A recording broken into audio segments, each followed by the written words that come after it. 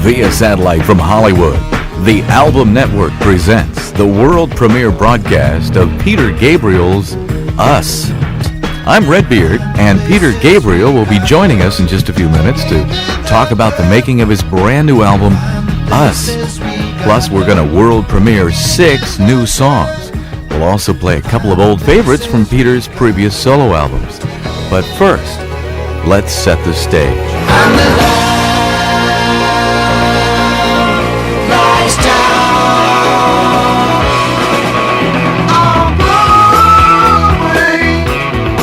In 1975, following the release of the very ambitious Genesis double album, The Lamb Lies Down on Broadway, and during the subsequent tour, Gabriel announced that he was leaving Genesis, the band which he had been an integral part of for 7 years, to pursue a solo career. Climbing up on Salisbury Hill, I could see the city light, my heart going boom, boom, boom. Son, he said, grab your things, I've come to take you home. Featuring that song, which more or less documented his departure from Genesis, Gabriel's first solo album came out in early 1977. He followed that with his second self-titled record in 1978. But it wasn't until the third record, also curiously self-titled, and his fourth album, Security, that Gabriel's music successfully combined state-of-the-art technology and his unique musical vision with a lyrical perspective of a man coming to terms with himself. Games without frontiers, war without tears. Games without frontiers, war without tears.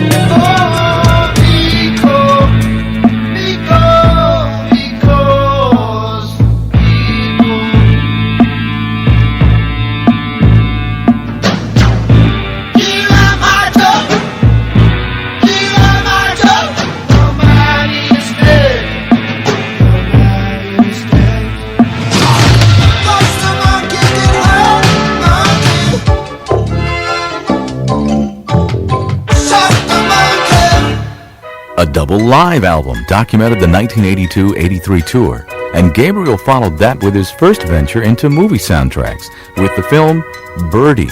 And then, in 1986, Peter Gabriel turned the world on its musical ears with the album So, and he became big time.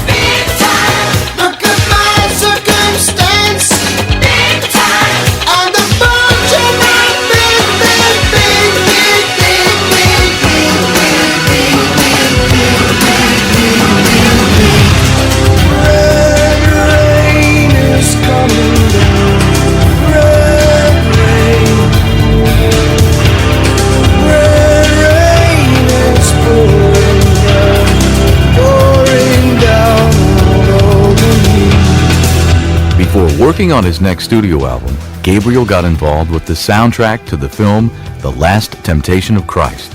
Calling the album Passion, Gabriel considers that musical endeavor to be among the most important work he's ever done, and a prelude to what you're about to hear tonight, the world premiere of Us. We'll introduce you to our very special guest, Peter Gabriel. Join us in just a moment.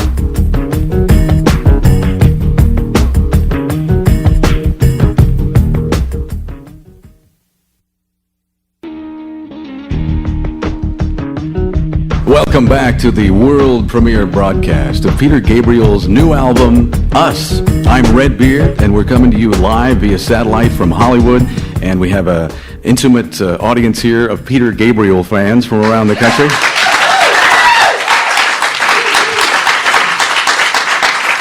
And here on stage, wearing number 1 from Box, England, Mr. Peter Gabriel, ladies and gentlemen. Thank you. It's my pleasure, believe me. You've done so much more in the last 5-6 years since the release of the So album, '86. You've done so much more than some people do in an entire lifetime. So we have a whole lot to talk about. It seems that making albums of music to you is less about entertainment and more about, and I want to quote you, creation as therapy. Could you expand on your overall motivation for making albums, kind of overall? I think it definitely gives me pleasure. So, I mean, that's the first thing. And I can plug my emotions in it. I think I always liked in music the capacity to sort of direct inject into the emotional system. And for me, I think I've enjoyed other people's work when they've sort of put a lot of themselves, good, bad, and ugly, into their work. John Lennon would be a good example there. Isn't that funny? It's the same person came to mind as you were describing it. Huh.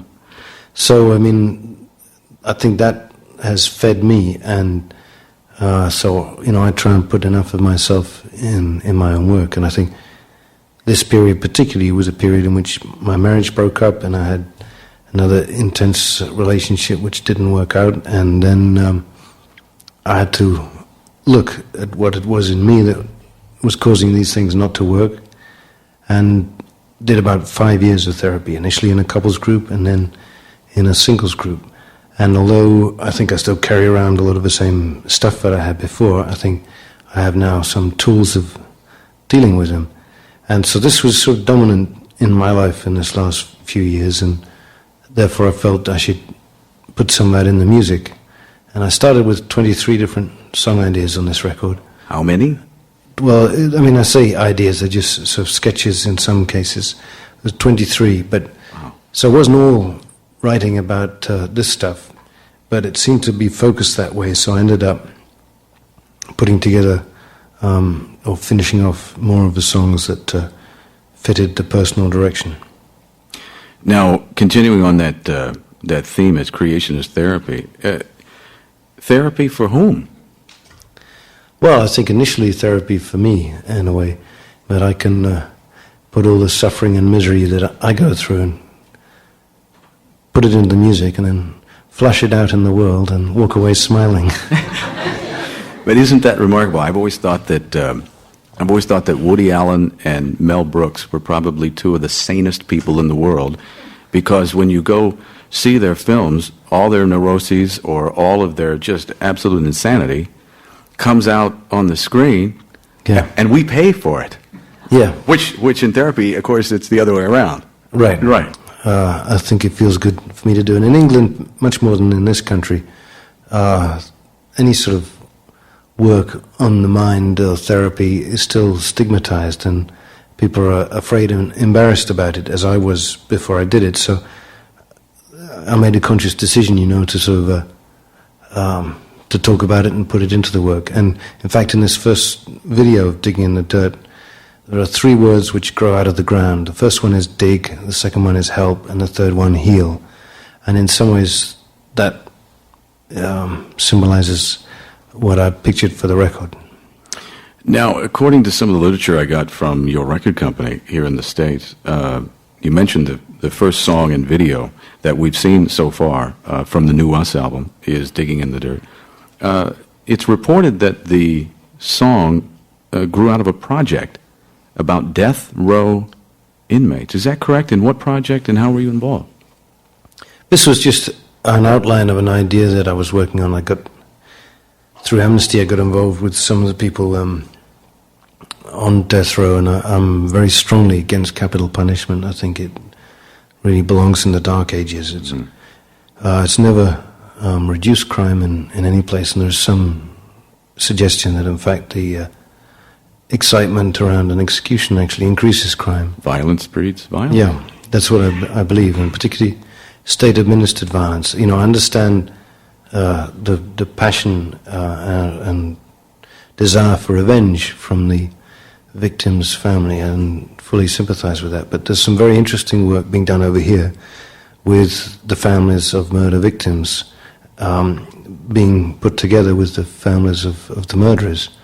And it's surprising how similar some of their sort of histories are. And that began a project about murder, and I started also trying to understand how people kill, and was wondering halfway through this whether I had some murderous stuff in me that was sort of attracting me to the subject. And I thought this was going alongside some of the time when I was looking at what I was doing in relationships, and I think I'm a passive-aggressive in a way. And although, I don't think I'm a number one murderer risk here, I do think that there is, I carry some shit as most people do, and some of it doesn't get dealt with in the right way. Let's listen to Digging in the Dirt from the world premiere of Peter Gabriel's Us. Something in me, dark and sticky, all the time it's getting strong. A way of dealing with this feeling can't go on like this too long. This time you've gone too far. This time you've gone too far. This time you've gone too far. I told you, I told you, I told you, I told you. This time you've gone too far. This time you've gone too far. This time you've gone too far. I told you, I told you, I told you, I told you. Don't talk back. Just drive the car. Shut your mouth. I know what you are. Don't say nothing. Keep your hands on the wheel. Don't turn around. This is for real. Digging in the dirt, staring at I need support. I'm digging in the dirt, find the places I got hurt. Open up places I got hurt.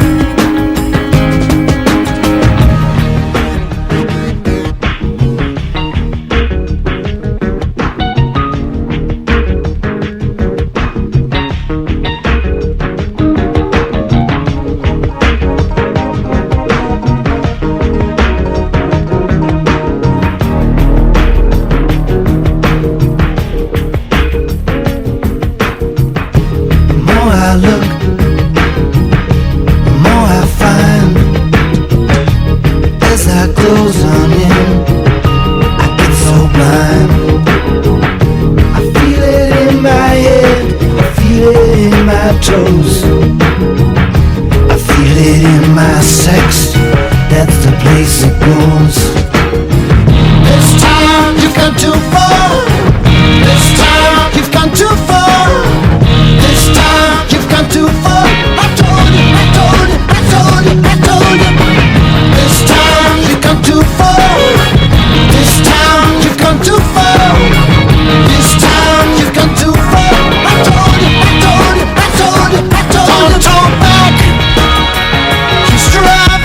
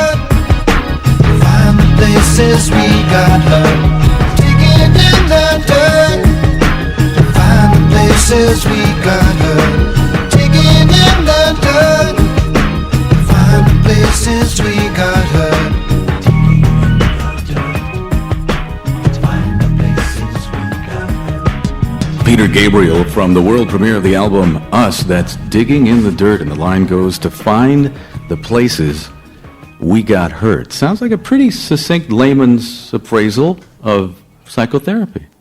Yeah. Pretty on the money. That's a profound, extended answer. Right?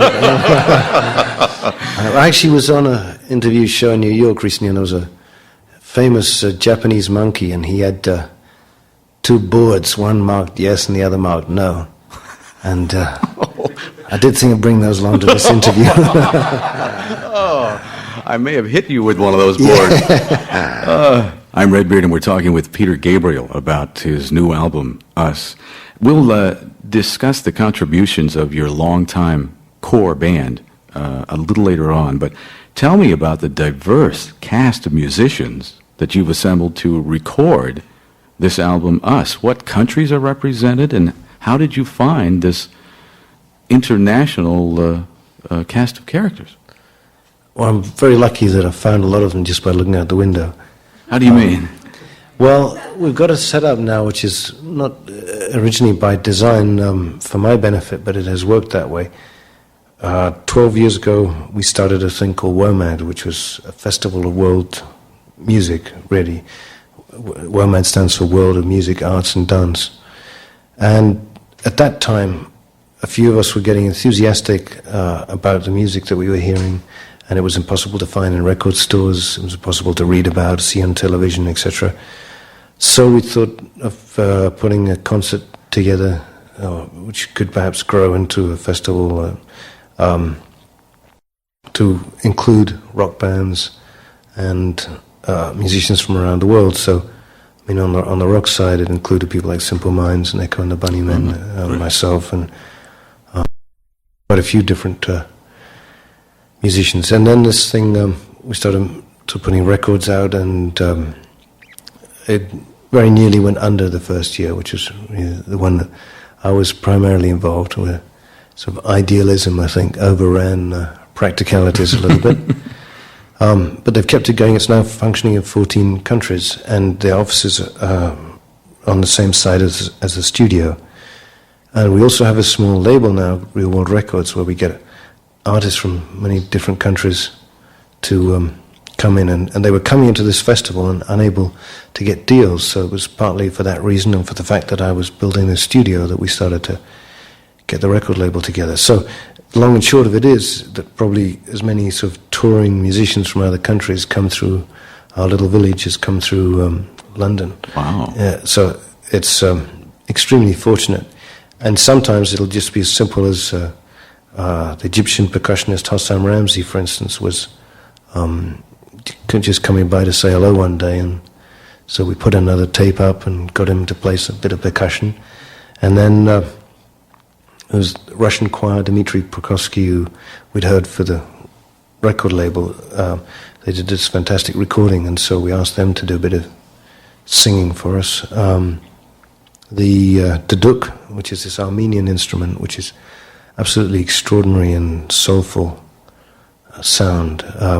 I was introduced to that in the National Sound Archive in England when I was researching stuff for the Last Temptation of Christ soundtrack, which became the Passion record. And I fell in love with that.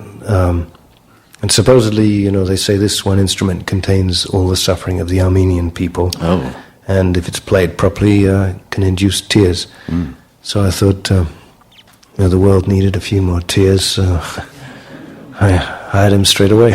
Mm. I think it's time to hear a new song from us. What do you say? You ready? Listen carefully to all of the layers and all of the influences from around the world on this song called Come Talk to Me. Peter Gabriel, the world premiere of Us.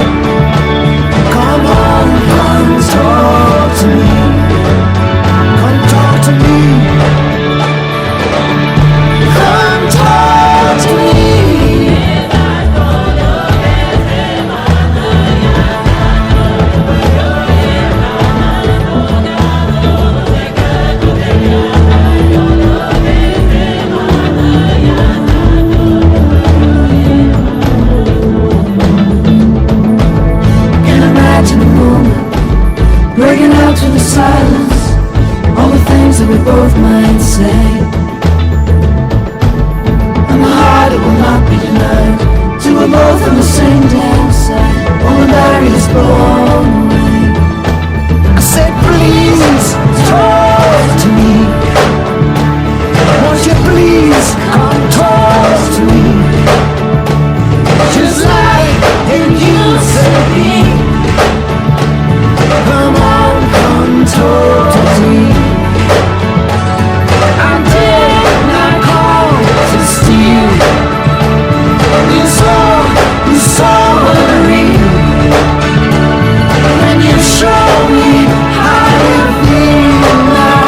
Come on, come talk to me. Come talk to me. Come talk to me.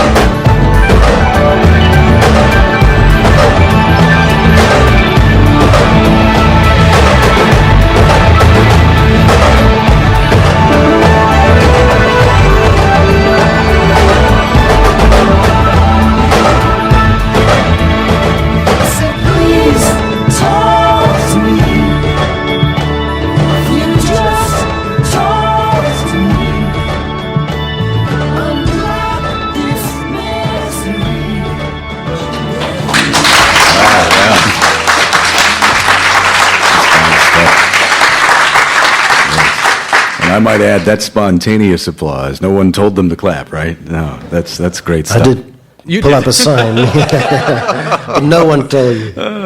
We're talking with Peter Gabriel, and for the first time ever, he's sharing the new album, Us, that is Come Talk to Me. It's kind of the juxtaposition of ancient tribal rhythms. The pipes are in there, the bagpipes are in there, but it's juxtaposed against the latest musical digital technology, and it really gives the song amazing texture. You can almost touch it, can't you? Yeah, I see it a little like that you get a lot of life when you sort of throw together some of the disparate elements of sort of handmade and high-tech, and I love to do that. Now, there's a distinct female voice in the song Come Talk to Me. Who is that singing with you? It's a distinct female. Yeah. It's Sinead, and I like her voice very much. It's very sort of direct, from her gut, and I thought particularly with this material, it would be very good. And it's not the sort of smoothest harmony combination you could imagine, but I think the rawness works. It's very visceral. That's what I wanted. Yeah. Sinead sings on yet another song on the new album, Us. Kate Bush duetted with you on the So album. Are these songs, are they conceived as duets, or do they kind of evolve that way?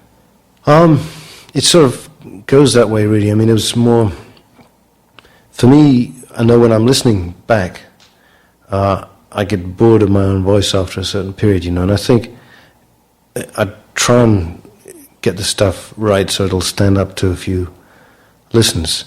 And I think having other vocal textures, and it's, not just Sinead or Kate, but there's Ioba Garda from Kenya on the track Only Us, and some other friends, and Daniel too does a little bit of, Daniel Lenoir, that is, a bit of singing. And I think that helps to make for a long life, because I think close on an hour of one person's voice only can get a little heavy. So it's an emotional punctuation point as well as a wonderful color in itself. I was going to say, just the color is very interesting, yes, and it keeps it fresh. But I know our producer Mark Felsot, who is the biggest Peter Gabriel fan I know, he was wondering if possibly not just the texture of the sound, but possibly the female perspective, at least in the song, for instance, like "Come Talk to Me," that the female side or the female point of view, is that possibly necessary to get your point across, particularly in that song? I think it probably helps. It wasn't really done for that reason, and in fact, the lyrics started with my youngest daughter, because after the marriage breakup, my two kids handled it different ways, and the eldest one, I think, was able to get angry and more emotional, and but the youngest one sort of shut down, and that was incredibly painful for me. So that was the original sort of thrust for Come Talk to Me, although I think there were, probably echoes of some of that in the relationships. Isn't that amazing? I took it as, see, it shows you how the beauty of music, and particularly your work. I thought of it as a lover saying, and of course it works perfectly in that context, but you were thinking it as father-daughter. Right, but I did take the decision to leave it open enough that it could apply. Good decision. Other places. How has the artistic and the commercial success of the So album affected your ability to organize and initiate worthwhile projects and motivate others? I think it's made a lot of difference for me. I mean, a lot of opportunities came up then, and a lot of most of the income was ploughed into the studio. It's sort of also known as a graveyard for royalties. But it's given me wonderful opportunities, and we get a lot of interesting things recorded, and sort of an endless flow of interesting musicians.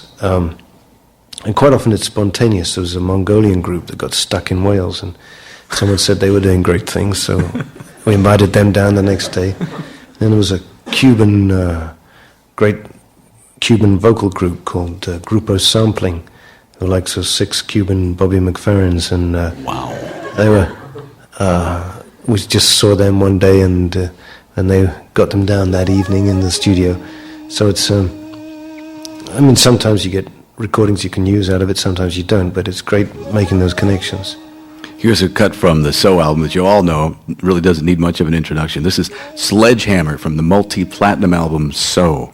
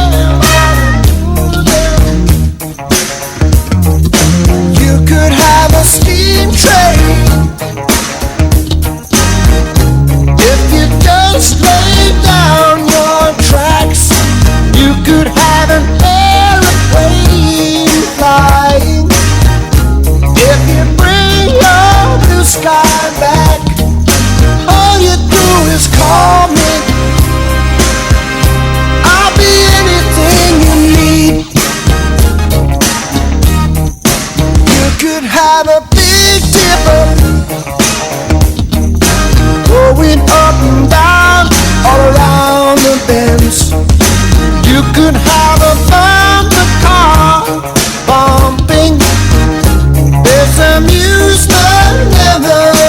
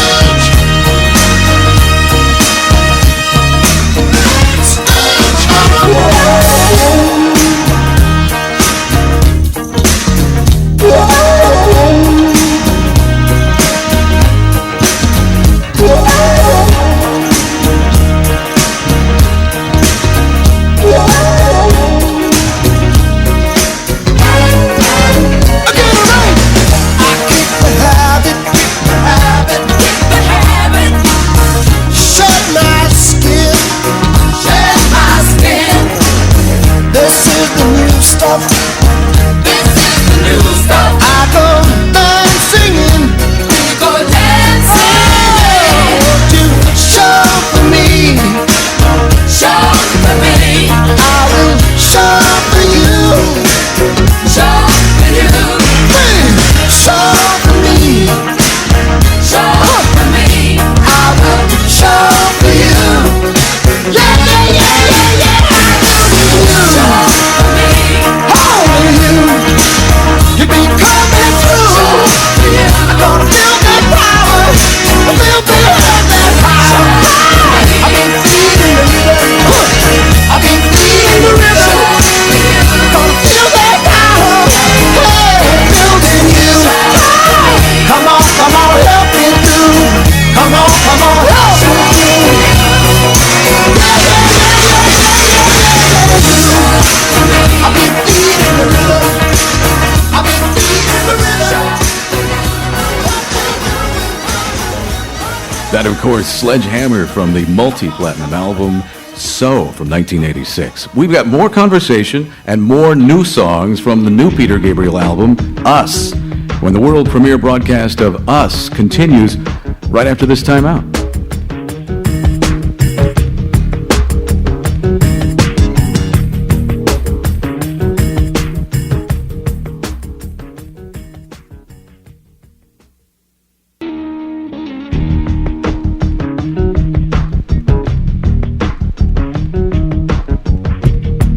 It's the world premiere broadcast of Peter Gabriel's Us. Along with Peter Gabriel, I'm Redbeard, and we're joined by a small, and I might add, excellent studio audience live. Give yourself a hand.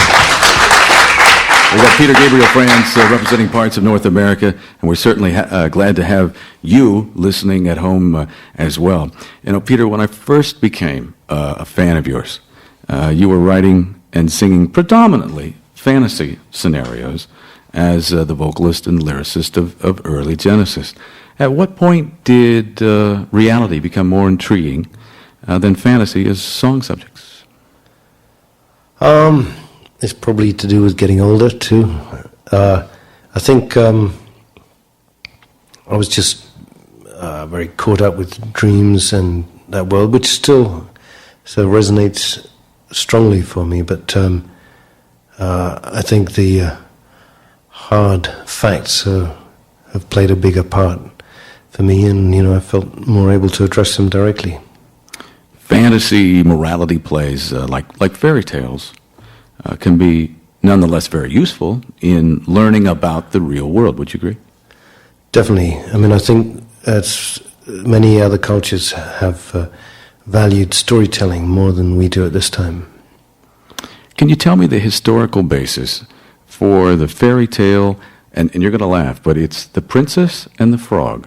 And the reason why is because I want to see how it inspired a song on the new album, Us. Right. Well, in fact, I'm pretty ignorant as to where the fairy tale originated. I don't know if it was Grimm's or not. But what interested me was a book by Bruno Bettelheim, that was mainly known as a child psychologist, and he was putting forward the idea there that we're looking at a lot of fairy stories and trying to understand what purposes or other purposes they might have had, and he pictured the princess and the frog as a possible means of discussing sex with children, and why he thought it was useful was that quite a lot of times in modern sex education, it's always dressed in warm, loving situations. And in fact, quite a few people's first experiences are mixed with sort of fear, horror, repulsion, a few of the negative sides. And his suggestion was that the moral of the tale being that if a princess embraces the frog with some level of commitment, then there was a fine prince to come out of the other end of it. And so although this has a fairly obvious connotation, it was interesting to me, and it's the most playful track on the record. So and I didn't think anyone could censor an existing fairy tale. We're going to be, and we are leading up to a new song that we haven't heard yet called Kiss That Frog on the new Peter Gabriel album. That's what it's called. They think I'm kidding, Peter. Tell them the name of the song. Kiss That Frog. Kiss That Frog. Okay, now you'll doubt me, right? But no, seriously, for a second, though, I mean, along that line about relating the fairy tale in a therapeutic way to early sexual experience and sex education, I want to refer back to a couple of lines in the song. This is blackmail material. Yes, a couple of lines in Digging in the Dirt. Yeah. Which we heard a little while ago. You say in that song, I feel it in my head, I feel it in my toes, I feel it in my sex. That's the place it goes. Isn't it interesting that no matter what the emotional trauma we seem to have growing up, it does seem to manifest itself in sexuality or in trying to relate in a sexual way to another human being? Why do you think that is? Why do you feel it in my sex? That's where it goes. Wonder why. Well, I think which is partly relating to Blood of Eden, where there's the image of, I'm probably jumping here, but the image of the man. Frogs jump. That's okay. Flattery will get you everywhere. The man and the woman in one body, and in a sense, I think there is that struggle in a relationship and in lovemaking to try and get some sort of union, and blocks that have come up in sort of emotional history before that are one of the obstacles to achieving that sort of intimacy. We're leading up to the song Kiss That Frog, and let's listen to it now during the world premiere of Peter Gabriel's Us. Hey, jump in the water. Sweet little princess, let me introduce this frogness. You alone can get him singing. He's all puffed up, wanna be your king. Oh, you can do it. Come on, come on, come on, come on, come on, come on, come on. Lady, kiss that frog. Splash, dash, heard your call. Bring you back your golden ball.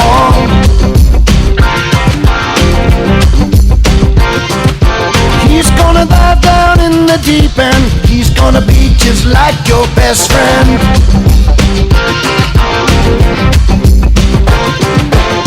So what's a little kiss, a tiny little touch?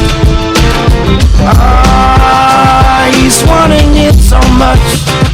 I swear that this is royal blood running through my skin. Oh, can you see the state I'm in? Kissing better. Kissing better.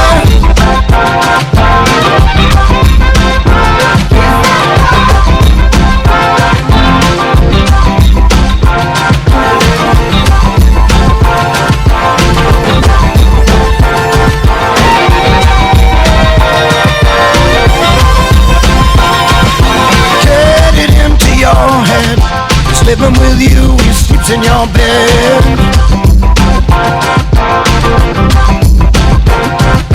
Can't you hear beyond the croaking? Don't you know that I'm not joking? You think you won't? I think you will. Don't you know that this tongue can kill? Come on, come on, come on, come on, come on, come on, come on, come on. Lady, kiss that frog.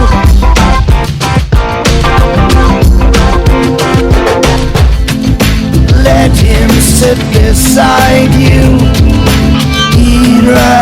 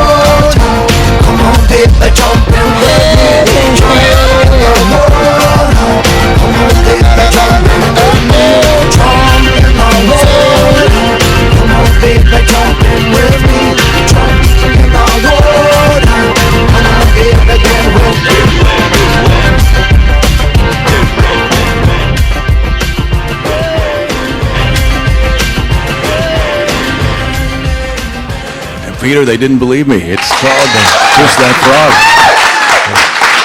Yes, let's Kiss That Frog from us. Coming up next, we're going to find out from Peter Gabriel the origins of his great grooves, his activism for human rights, his tour plans,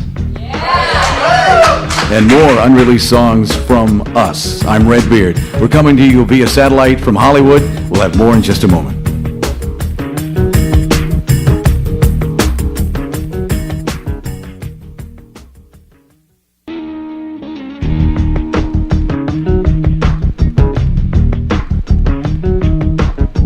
Via satellite from Hollywood, you're listening to the world premiere broadcast of Us, the brand new album from Peter Gabriel. I'm Redbeard, and with Us and Peter Gabriel, a live studio audience.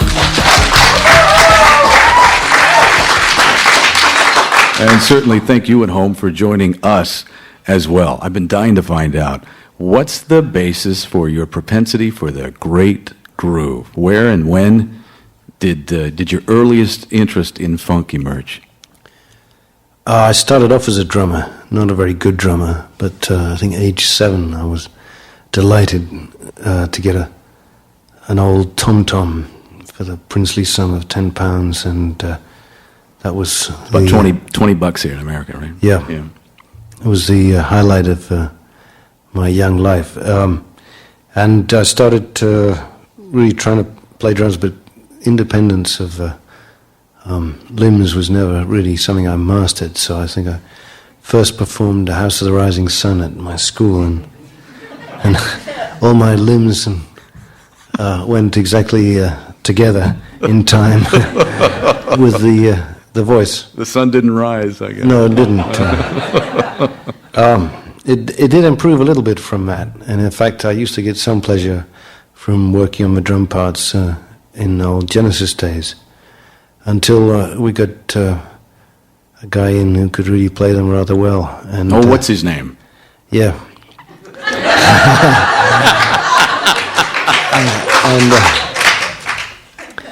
And Phil, of course, I thought would recognize my incredible talents as a drummer. And he did. He filled up my drums with carpet and concrete. And gradually, when I would have a kit in there, it would have a habit of disappearing by magic. But I've always loved great drummers, great grooves, and music, that's written around rhythm. I was about to say, there's more of a groove and a funk, though, to much of your music than just the rhythmic parts.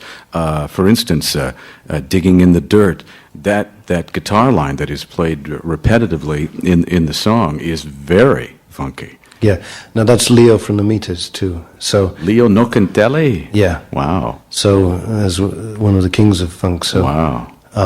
New Orleans. We did a week's recording down at Dan's place in New Orleans. Daniel Lynn. And it was a real pleasure to work with him. I mean, he's been around. Yeah, he has, and he's a wonderful player. And I was asking him to stick in a few old soul licks as well, which we used in the track Steam. It's called Steam. It's from the world premiere of the new Peter Gabriel album, Us.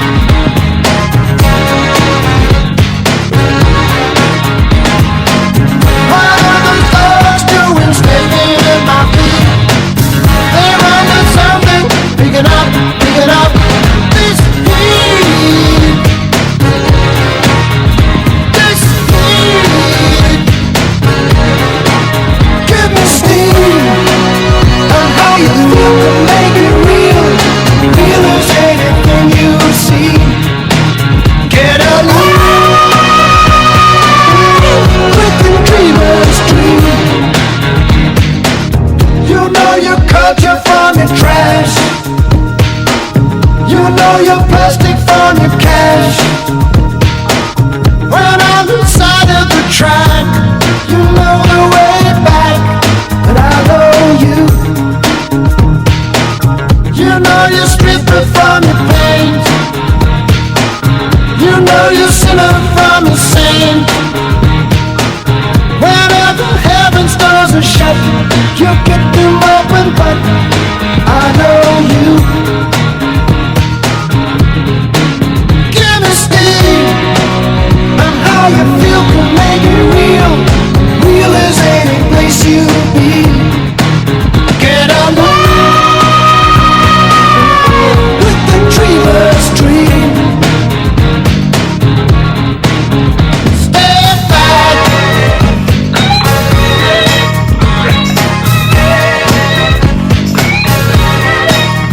Step back.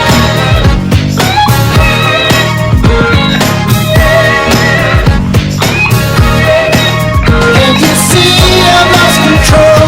I'm getting discreet. You're moving in so close, still I'm picking up this heat. This heat. Give me steam. I'm how you feel can make it real. Real as anything you've seen. Get along with the dreamer's dream. You know you're green from your red. You know the queen from the dead. So much better than the rest. You think you'd be blessed, but I know you. You know you'll let her from your snake. You know the throttle from the brake. You know your straight line from a curve. You've got a lot of nerve, but I know you. Give me steam. I'm how you feel can make it real. Real as any place you'll be. Get along with the dreamer's dream. Everybody knows style. Hold your breath, counter fire, act slap, booby trap, cover it up in bubble wrap. Room shake, earthquake, find a way to stay away. It's gonna blow, it's gonna break. This is more than I can take. Oh yeah, I need steam. Feel the steam around me. Are you turning up the heat when I start to feel alive? Do you move your head? Won't you step into this cloud of steam? This steam. Give me steam. I'm how you feel can make it real. Real as anything you've seen. Get along with the dreamer's dream. Help me out.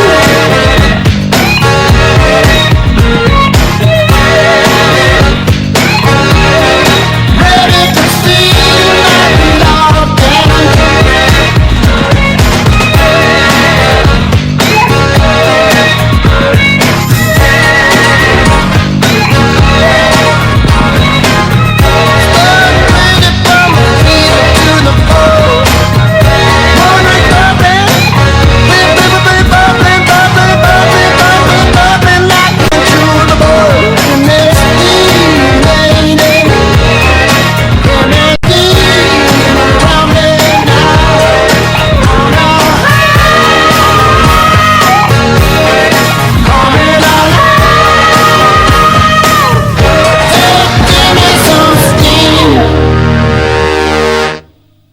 Wow, what do you think? That is called Steam, and that was Steamin'. That is world premiere album. So I like that. Good. Sound effects and everything. I'm Redbeard. You, Peter, combine a passion for the arts with tireless efforts for human rights. And I get the impression from following your career that for you, the arts are a means to an end, kind of inexorably tied to communicating the human condition. True? Well, I think I'm still, basically a musician doing the things I love to do. And, I don't think I really set out with a great platform on the human rights front. It's just when you start meeting people and talking to people and getting one-on-one requests, it's just very difficult to walk away from. But you could turn them down. I'm sure others do. Well, I do turn a lot down, and it's still, it's very easy for us in some ways because we just come in and out for relatively short periods of our lives and walk away from the problems, whereas the people quite often that we're trying to work with are left with them. Living them. Yeah. But things that you did not walk away from, matter of fact, you embraced your involvement in the 86 Amnesty International Tour and the 88 Human Rights Now Tour with the likes of Bruce Springsteen, Sting, Tracy Chapman, Youssou N'Dour. Those were great experiences for us also, in that by traveling around the country and getting to meet the people in all the different places, you got a very different view of the human rights situation. And in fact, another project which I got involved in called Witness was partly as a result of that touring, because a lot of the people you'd meet would say, if only everyone else in the world knew what was going on here, I'm sure they'd do something. I'm not sure they were right. I'm not sure people will always do something. I mean, we get so many calls on compassion in our purses or whatever, and it's hard for a lot of people right now. But it was clear that if there was evidence of what was going on, then in certain cases there would be a lot of pressure put on governments, and embarrassment, as Amnesty has proved time and time again, does get results. Nobody likes to be a bad guy in the diplomatic circles. So, because it affects sort of political and economic futures. So, the aim was very simple, was just to get a lot of camcorders in the hands of human rights activists. And the aim is really for it to act as a service to the other human rights organizations who are acting as advisors. And so we're trying to get that going. I mean, Reebok Foundation have put quite a lot of money in, and we've had the Lawyers Committee in New York are now running it. And although 3 cameras on sort of special requests have gone out, basically the 2,700, I think, applications have gone out to different human rights groups around the world, and the cameras will start going out in November. And it was really the Rodney King beatings that changed people's opinions of how powerful a small strip of videotape can be. So I think now that's one of the things that is an example of a way to use technology positively. So that seemed like something that was easy in a way to help get going. And effective. We're talking with Mr. Peter Gabriel. We mentioned the 2 tours that were so important, the 86 Amnesty International Tour, the 88 Human Rights Now Tour, of which Peter was discreetly and intimately involved. Here's one of the songs that come from that era. This is In Your Eyes. We're talking with Peter Gabriel.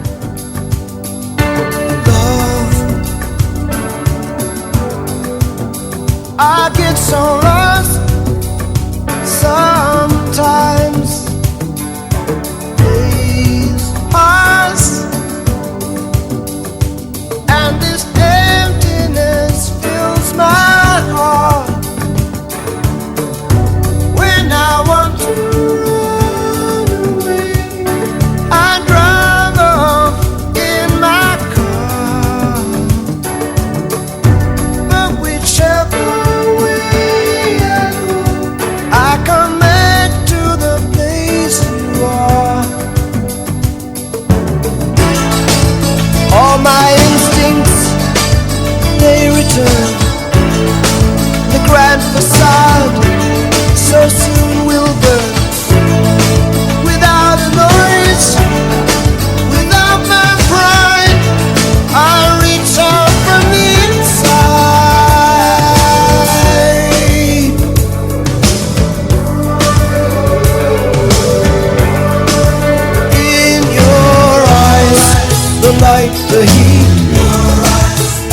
complete. Your eyes see the doorway. Your eyes to 1,000 churches. Your eyes resolution. Your eyes of all the fruitless searches. Oh, I see the light and the heat. Oh, I wanna be that complete. I wanna touch the light, the heat I see in your eyes.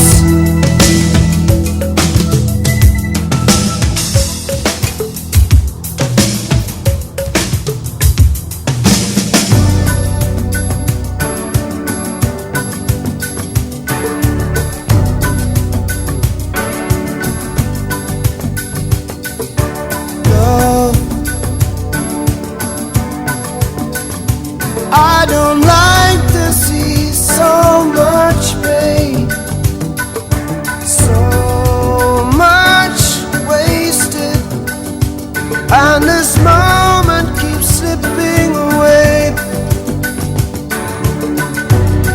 I get so tired working so hard for our survival. I look to the time with you to keep me awake and alive. And all my instincts, they return, and the grand facade so soon will burn. Without a noise, without my pride, I reach out from the inside.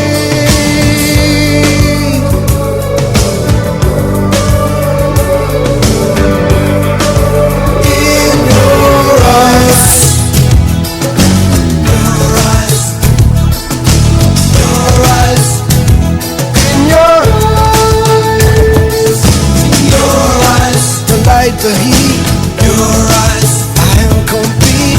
Your eyes, see the doorway, 1,000 churches. Your eyes, the resolution. Your eyes, of all the fruitless searches. Oh, I see the light and the heat. Oh, I wanna be that complete. I wanna touch the light, the heat I see in your eyes, in your eyes, in your eyes, in your eyes.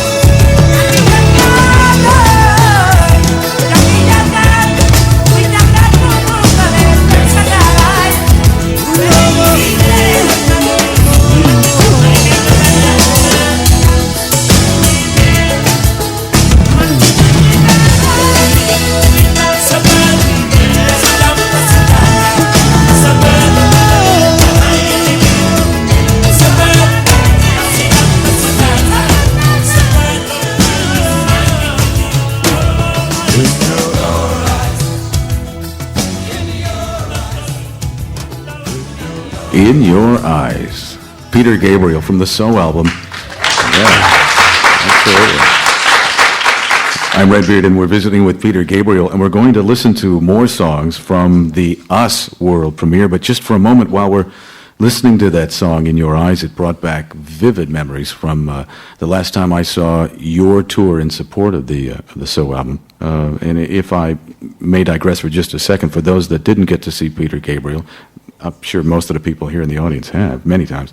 The last tour that you did with So, the staging was fascinating. The perimeter of the stage had a little railroad track around the perimeter of the stage, upon which these lighting booms that looked like, I don't know, they were jet black, and it looked to me to be about 12 to 15 feet tall, and they had a single lighting canister at the head end, and they kind of resembled like a giant praying mantis. And they would move around the perimeter and surround you with you in the center. And they could also come, the head of this thing with the light could come down towards the center of the stage. Yes, in a sense, yes. Yeah, well, they were operated by different people dressed in black, but they are actually camera booms, which we converted. Yeah. And it was just from doing videos that I'd seen these cameras move in very smooth, interesting ways, and I thought that'd be great if lights could do that as well. Well, at one point, in one song, at one point, they seem to be like attacking you. Yeah. And then within the same song, you kneel as if almost praying to them. The symbolism was powerful, but I'm not totally sure of the message you were conveying. Nor am I, as it happens.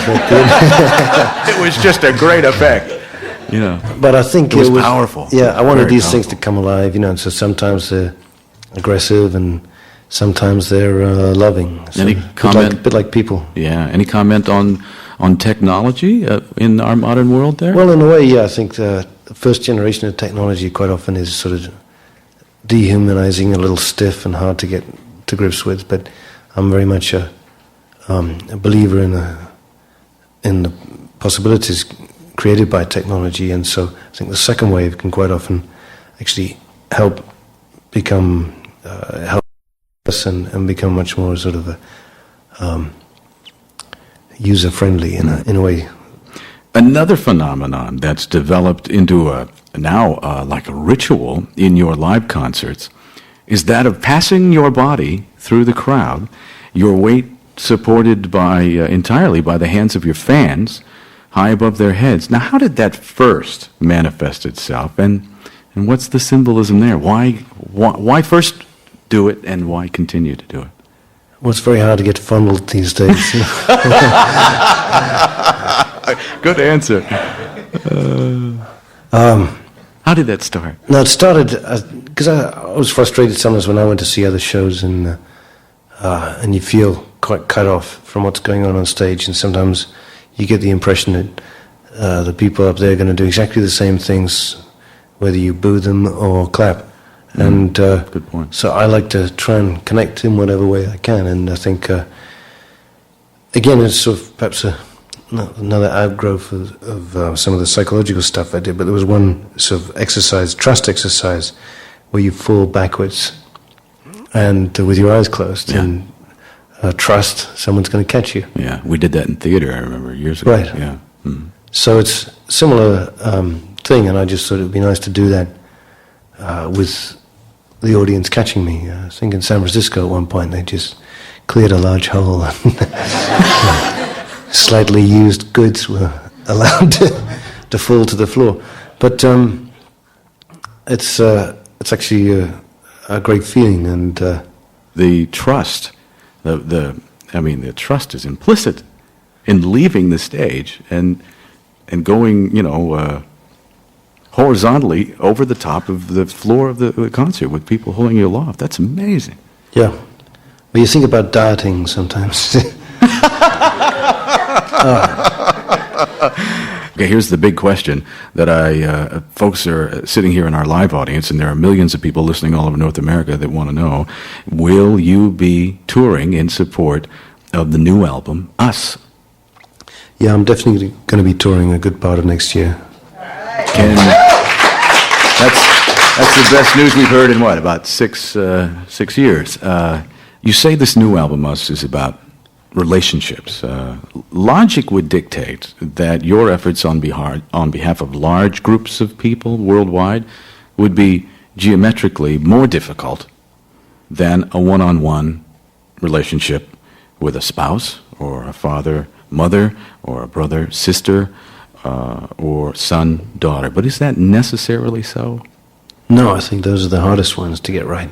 Why? Yeah, because with other people, in a way, you start with a more open canvas. I think you inherit a lot of behavioral stuff from your family, and that's...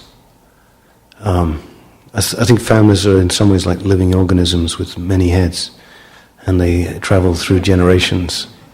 I think there's been some very interesting studies with twins separated at birth, who have ended up taking a great number of decisions in their lives that have been exactly the same, even though they had no knowledge of each other. And the implication of that is that we overvalue free will, that we're more programmed than we think. Genetically. Genetically, and I mean, definitely so genetically, but I think, therefore, if you inherit, if you like, a hand of cards, you may think that, you know, you can freely change them at will, and perhaps you can only change a couple of those, or the way in which you play them. So I think, you know, I think there's still an enormous amount that you can do. It's potential, but you have to be realistic. Peter Gabriel. Let's listen to another song from the new album, Us, on the world premiere. This is called Love with Peter Gabriel. So, you know how people are when it's all gone much too far. The way their minds are made. Still, there's something you should know that I could not let show. That fear of letting go. And in this moment, I need to be needed.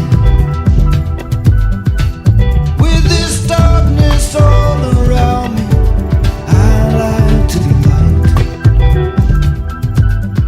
In this emptiness I'm feeling, I wanna be wanted. 'Cause I love to be loved. I love to be loved. I love to be loved. Yes, I love to be loved.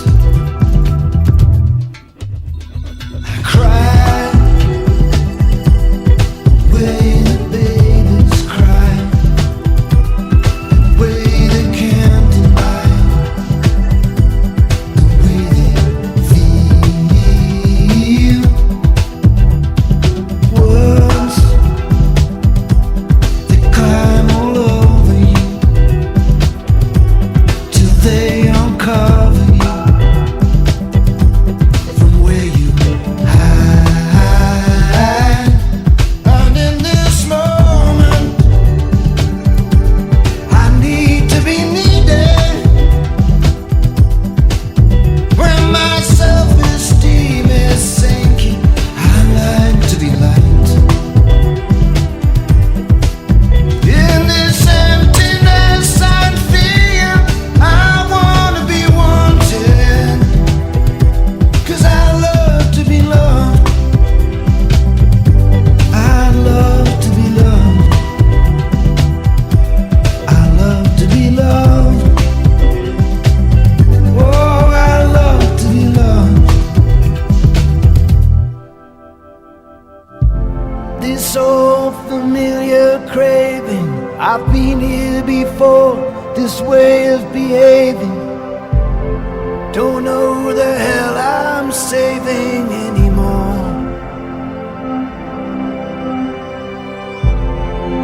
Let it pass, let it go, let it leave. From the deepest place I grieve. This time I believe. And I let go.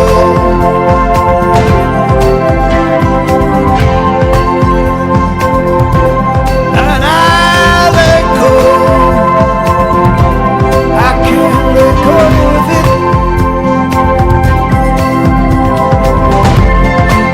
Though it takes all the strength in me,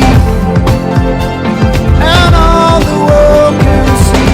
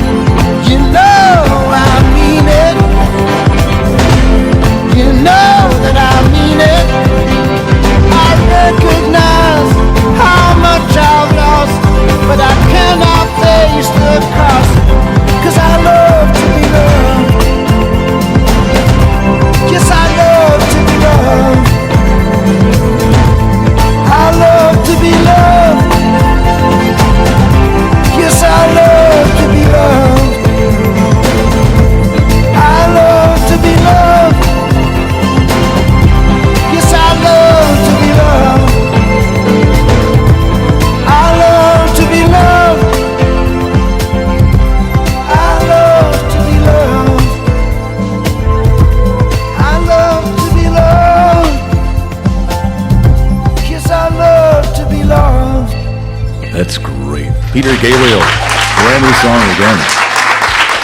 From the Us world premiere, that is Love to Be Loved. I'm Redbeard, and coming up next, Peter Gabriel will discuss his loyal band members' contributions to the new album and a fascinating project, an interactive theme park.